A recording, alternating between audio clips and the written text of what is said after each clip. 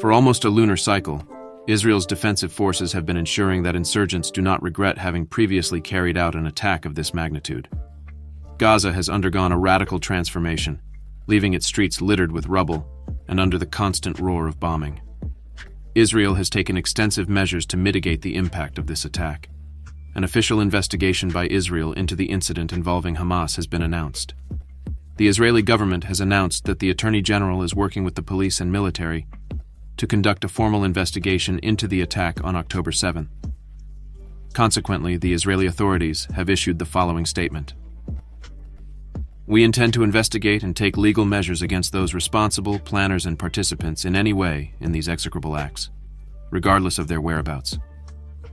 Israel will apply severe punishments to the insurgents, commensurate with the seriousness of their crimes. Jurists from the Ministry of Justice are evaluating the most suitable strategy to continue the investigation, while the police collect evidence in communities in the south. Meanwhile, Israel's defensive forces have made significant gains into Gaza territory. For some time now, the selective elimination of militant leaders by Israeli soldiers has been carried out, generating a distracting effect on the insurgents. Taking advantage of this situation, Israeli forces carried out a forceful raid, taking control of a Hamas military stronghold located in the center of Gaza City. Simultaneously, a confrontation took place with terrorist activists who had established a checkpoint near a hospital, being repelled by Israeli troops. The loss of such an important strategic position left Never on the verge of collapse, disconcerting its members. Faced with the capture of the position, some insurgents chose to flee, while others surrendered to Israeli forces. A few days after the siege of Gaza City and the announcement of the division of the Strip into two sectors, Israeli soldiers gained momentum. Forces focused on capturing command and control nerve centers, dislodging Hamas members from their hideouts on the outskirts of the bustling city. Residents of northern Gaza reported intense clashes from night to morning around the city. Additionally, they mentioned that the Shati refugee camp, a densely populated area on the northern coast of Gaza City, has been the target of continuous air and naval bombardment for the past 2 days.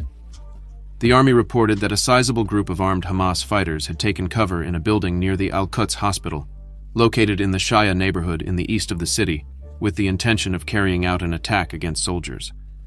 The Israeli Defense Forces reported that an aerial bombardment in the area caused significant damage, generating secondary explosions that suggest the existence of a weapons depot. In addition, they noted that ground forces deployed in the area coordinated airstrikes with fighter jets against a group of around 10 members of Hamas. The militants failed to escape the offensive and lost their lives in the incident. Israeli troops subsequently carried out a new airstrike against an anti-tank team that was identified nearby. Israel continues its operation against the militants with all its potential. Defense Minister Yoav Gallant issued a statement following this development saying, "Days of war await us. This confrontation is different from the previous ones. It will be a long process. We will place Never in a position with no escape." Israel's defense forces reported that they carried out attacks on multiple sites used to launch mortars into Israel overnight. Likewise, naval forces deployed on the coasts of the region carried out selective attacks against various Hamas targets through the use of precise weaponry.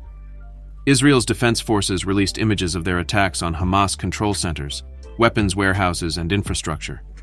So far, Israel's strategy against Hamas appears to focus primarily on airstrikes, employing highly destructive laser-guided bombs designed with deep penetration capabilities, warheads, and delay mechanisms that allow them to detonate underground.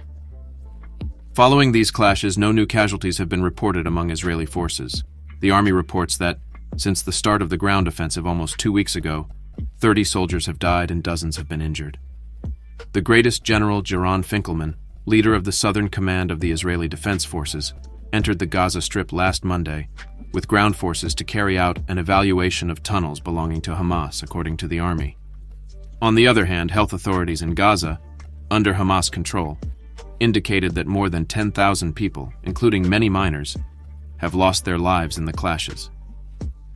Israel says its goal is to dismantle Hamas's infrastructure and end its control over the territory.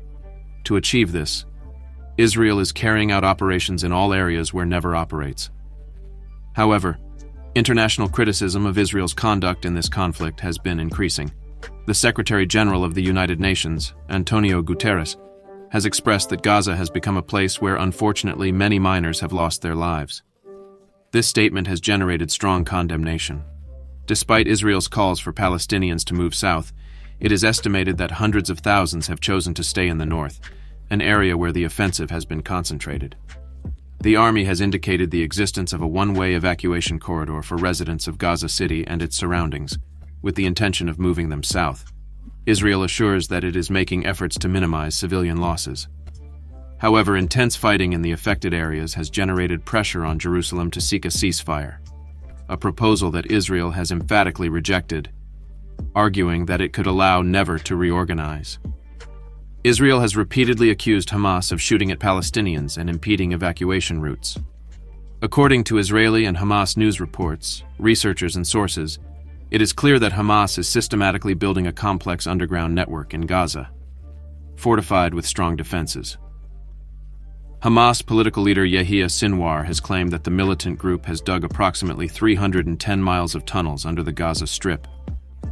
Victims of previous and current conflicts have reported that they were held as witnesses in this extensive complex of underground tunnels. The Israeli army has created a website dedicated to what it calls the Underground City of Terror, where it notes that Never is building concrete reinforced passageways, using construction materials allegedly stolen from international donations intended to aid the population of Loop. While the United Nations has maintained that Hamas has confiscated humanitarian supplies, it has also withdrawn these claims. Israel claims that most of the tunnel entrances are camouflaged between schools, mosques, hospitals, and other civilian buildings. Even in 2014, Israeli forces claimed to have found a tunnel entrance hidden inside a washing machine in a Palestinian home. Hamas militants reportedly installed transportation rails in the tunnels to move rockets from hidden launch pads to sites where they can be fired. Hamas is also said to have built sleeping areas, ventilation and supply systems, medical facilities, and command centers inside these tunnels. In addition, storage areas have been identified that house supplies such as food, fuel, weapons, and ammunition, as well as spaces for the manufacture of rockets.